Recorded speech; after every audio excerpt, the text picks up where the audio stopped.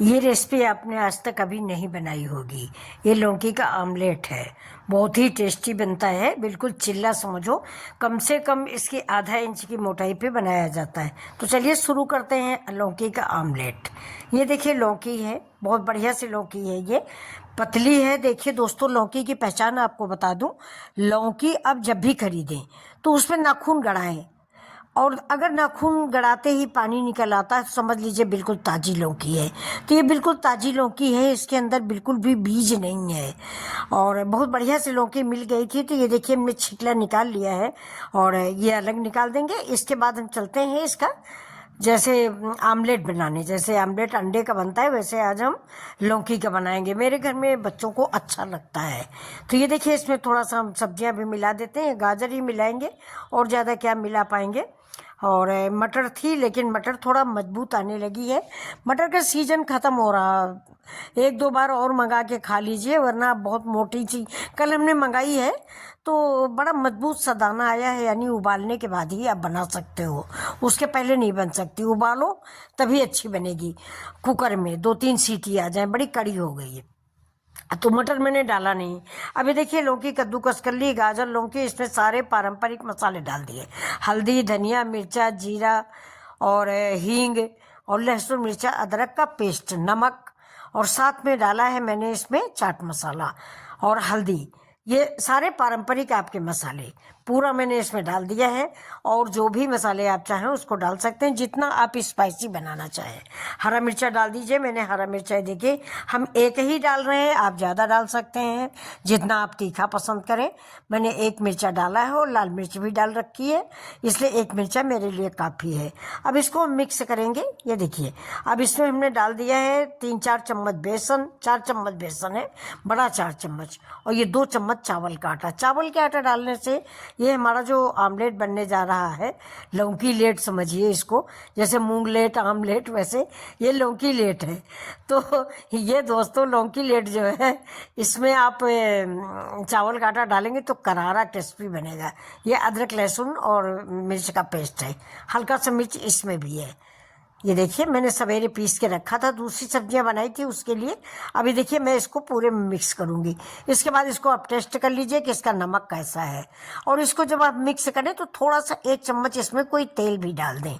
ये देखिए तेल डालने से और क्रिस्पी बनता है। अब इधर मैंने चढ़ा दिया है पैन।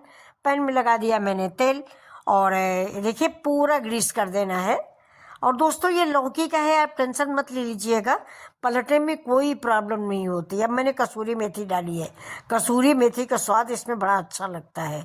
ये देखिए एक ही बनाएंगे, एक के ही 2-3 पीस हो जाएंगे। तो ये देखिए अब इसमें पानी मिला लिया है मैंने, बिल्कुल एज वो डोसा टाइप का। लेकिन डोसा का पानी वो बैटर और पतला होता है, ये उतना पतला नहीं करेंगे। इसमें हमने ये सब सामग्री डाल रखी है। धनिया है, करी पत्ता है, कसूरी मेथी है, ये कश्मीरी मिर्च डाल दिया थोड़ा कलर के लिए, जिससे हमारा जो ये लौकी लेट है ये थोड़ा सा कलरफुल दिखे। आप भी कोई नाम बताइए, मैं तो लौकी लेट रख दी हूँ नाम इसका। आप कुछ नाम बताइएगा कि इसका क्या नाम। ये सवेरे आप ब्रेकफास्ट में बच्चों के बनाए लंच बॉक्स में दे सकते हैं, बच्चों को ब्रेकफास्ट में दे सकते हैं, उनको पता ही नहीं चलेगा कि ये लौकी है। और बहुत ही स्वादिष्ट बनेगी। आप भी सवेरे पूड़ी पराठा भूल के यही बनाएंगे, बहुत जल्दी बन जाती है, मुश्किल से 5 मिनट की रेसिपी है। लौकी फिलहाल बढ़िया होनी चाहिए, क्योंकि इस समय जाड़े की वजह से लौकी थोड़ा सा पाला मारी आ रही है। पाला मारी मतलब अंदर से सूखी, ऊपर से फिर भी आ रही है, लेकिन जब काटो अंदर ना तो उसका अंदर का जो गूदा है वो सूखा सूखा सा लगता है। अब देखिए तवा पे मैंने पानी डाल दिया, देख लिया तवा मेरा काफ़ी गर्म है।